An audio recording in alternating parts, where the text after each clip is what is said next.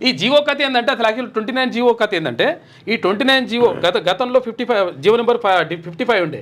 ఆ 55 ఉంటే ఏమవుతుందంటే ఎవరి ఏది ఇప్పుడు ఒకవేళ ఇప్పుడు ఎస్టీ ఆయనకు ఎస్సీ ఆయనకు ఓపెన్ కేటగిరీలో వస్తే అది ఓపెన్ అనే కన్సిడర్ చేసేవాళ్ళు. కానీ అట్లా కాదు, ఇప్పుడు పైన వచ్చినా కూడా తీసుకుపోయి ఫస్ట్ ర్యాంక్ అయినా సరే బీసీ రిజర్వేషన్ కిందనే పడేసారు. ఇంత దుర్మార్గంగా ఎక్కడ ప్రభుత్వాలు ఉండే.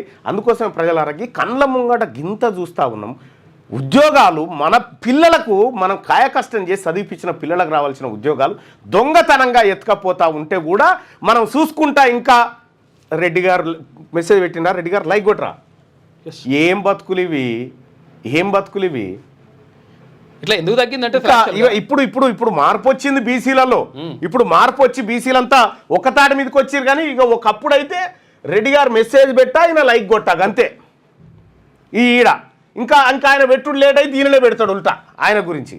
ఇది ఎట్లా మోసం ఎట్లా అయిందంటే అసలు యాక్చువల్గా 29 జీవోని తర్వాత ఇంకోటి ఏంటంటే కోర్టు ఏమన్నదంటే లేట్ అయింది తర్వాత అట్లా అయిందని చెప్పేసి కోర్టు కూడా మనకు కోర్టులలో కూడా బీసీలకు న్యాయం జరిగింది. కోర్టులలో కూడా ఎస్సీ ఎస్టీలకు న్యాయం జరగదు. నీ జడ్జి ఉంటే ఆడ ఫస్ట్ ఏమైందంటే ఇక్కడ అసలు యాక్చువల్గా నీ జడ్జి ఒకవేళ ఉన్నా ఆయన ప్రయోజనాల కోసం వాళ్ళ దగ్గర ఉంటాడు తప్ప నీకు మెజారిటీ ప్రజల అభిప్రాయాన్ని కాంక్షించడానికి ఎవరు ఉండరు. ఇప్పుడు 100 ఉద్యోగాలు ఉన్నాయి.